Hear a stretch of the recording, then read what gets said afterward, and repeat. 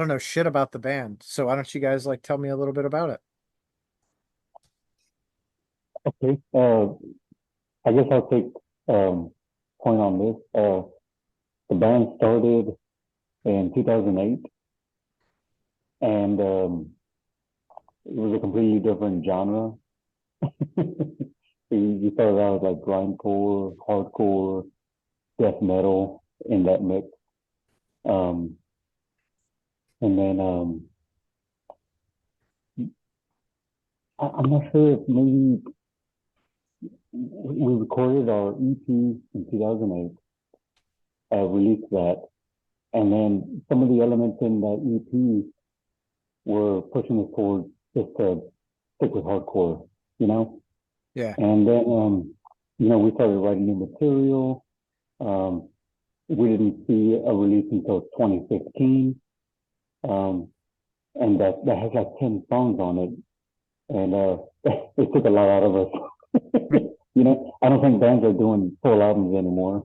Yeah, they are. A lot A of lot EP, of ba- Oh, but oh, well, cool. the albums coming out still.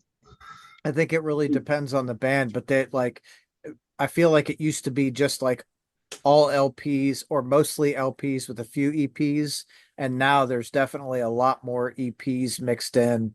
Like bands will put an EP out, then do a full length, and then go back and do maybe EP, and then full length. Oh, sweet. Okay. Yeah, I think it kind of depends a little bit on the genre too, because like but before I was in Supremacy, I was like mostly involved in the deathcore scene, and it's a lot of EPs A on lot of that. EPs. You know, Yeah. a Yeah. lot of EPs on that side. So after releasing that 2015 album, we didn't see much uh, touring, so to speak. We only got one tour out of it. Things happen, people's schedules change, life takes you in different directions and stuff. So that's kind of where it ended. And then, we didn't really call it a breaking up. We just kind of left it in limbo.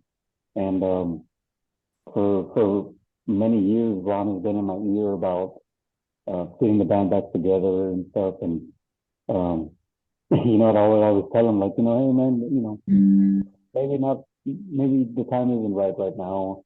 We'll see what happens. I'm not telling you no, but we'll see what happens.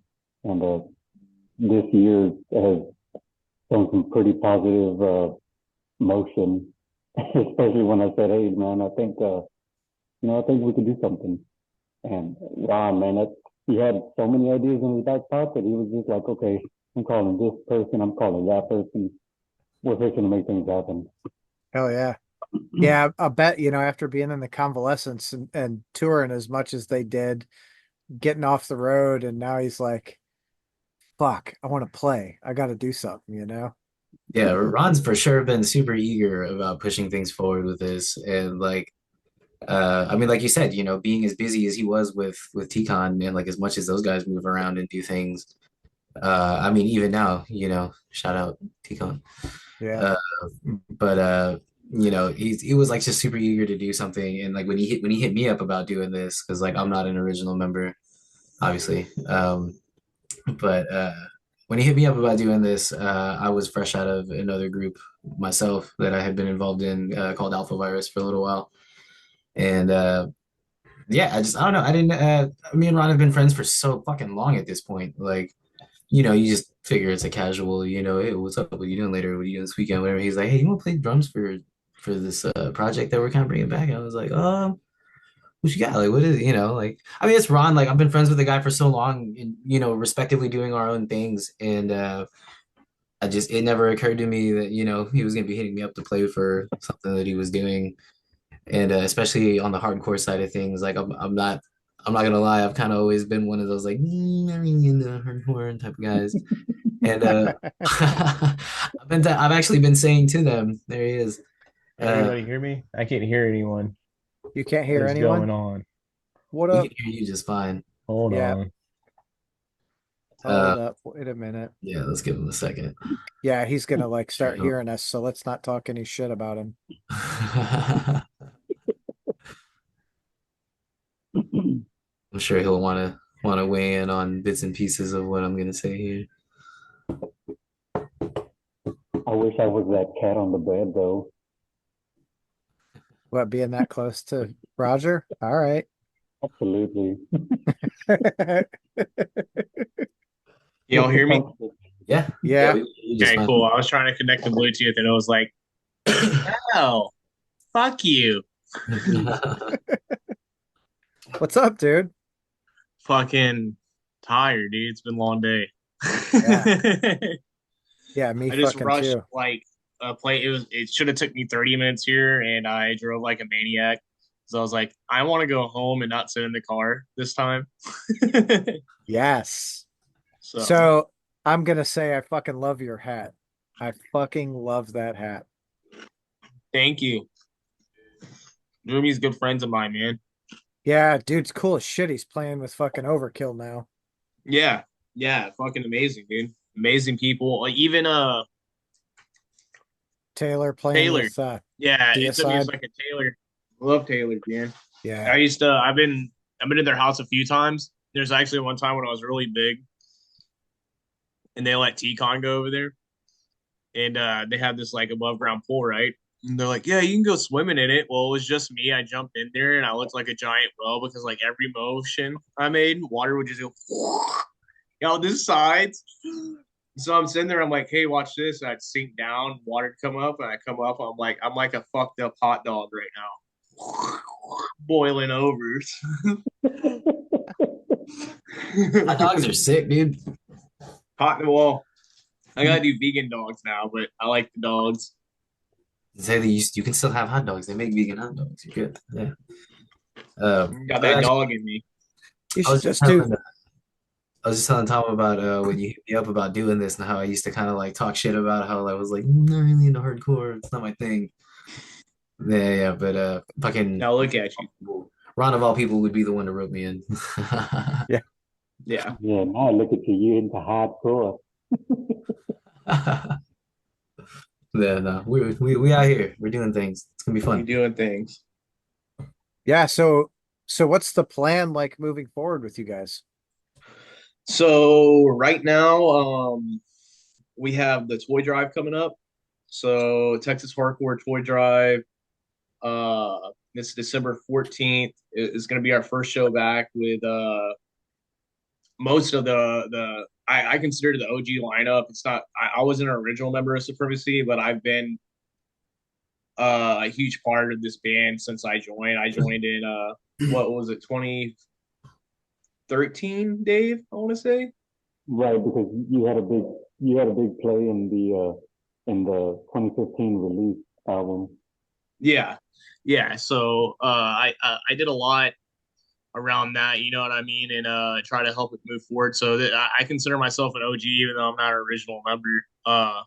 But me, Dave, and Steven just like started talking together and got everything back together. So this will be the first time that us three have jammed together since 2016 live. So I think Supremacy's last show was 2018, and it was just kind of they were just kind of doing stuff, not a lot of stuff, but shows here and there. You know what I mean? Yeah.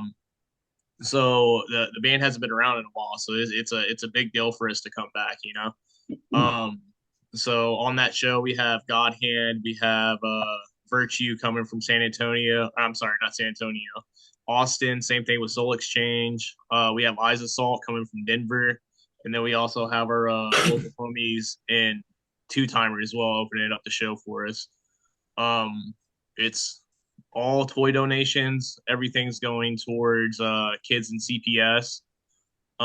So we're not doing toys for tots and stuff like that. And the only reason I didn't want to do toys for tots is because everybody always does toys for tots, and you know, I feel like we should give back to like the kids in the community for CPS. You know what I mean? I know all of us in Supremacy came from a very hard upbringing and stuff like that. So being able to give back to the community in the future is a big part of us. You know what I mean? Like we want to be able to spread that positivity and that love back to the community, just like how they were for us. Um, So Like, where do the Toys for Tots toys go? The Toys for Tots toys, they Yeah. they go to the military kids mainly. It's like the main thing. It's not even that. It's like, well, unfortunate kids and stuff like that, which I totally agree with that. You know what I mean? But we wanted to do the CPS because those kids are a little bit. I'm not saying they're more deserving or anything like that, but from me growing up, I saw a lot of people in and out of CPS, and Yeah. just them having that toy, you know what I mean, helped them out a lot. You know what I mean? I don't have any kids myself, but if I ever did, that was the last thing I'd want for them is if they did end up in CPS or something like that, or any of my friends' kids, to be able to at least give them hope. You know what I mean? Even if it's just a $5 toy, you know what I mean? That's gonna bring so much joy to that kid's world and a time of need when they need it the most, you know? For sure. I think that's So but there's a lot of people who do a lot of benefit shit, and they when they do the benefits, they do the larger things, right? Like Toys for Tots. And I get it. I think a lot of the reason that they do those larger ones is because they're essentially vetted already, and it's a Mhm. lower threshold. They don't have to, like, for kids with CPS, you've got to go find the social workers and go through that avenue. Toys for Tots, you're just like, here, take this shit Go. and go. Yeah. yeah, exactly. And Yeah. that was a big thing is we wanted to make sure that like we were giving back to the community, you know what I mean? Like how you just said these kids are going through a lot, you know, like some were dealing with molestation, some were dealing with abuse, you know what I mean? Like and then honestly, like sometimes the foster parents aren't the greatest, you know? So just Yeah. having that toy helps them, you know? I grew up with a lot of people that were in and out of CPS growing up, and the the one we're donating to is called Bear to Be a Resource. It's a local thing down here in Houston. Um, and I just think it's the right move, you know what I mean? Like especially like moving forward, yeah, that's the main thing with supremacy is like we want to make everybody feel included. It's the thing is it's not about singling anybody out. You know, we want to bring everybody's mood and their presence of life up as much as we can. You know, that's been a Yeah. big part about us getting this band back together is brotherhood and family. You know, It's hard, especially, you grew up in a broken home or what have you, to have that familial relationship with someone who isn't necessarily blood, but someone you fucking grew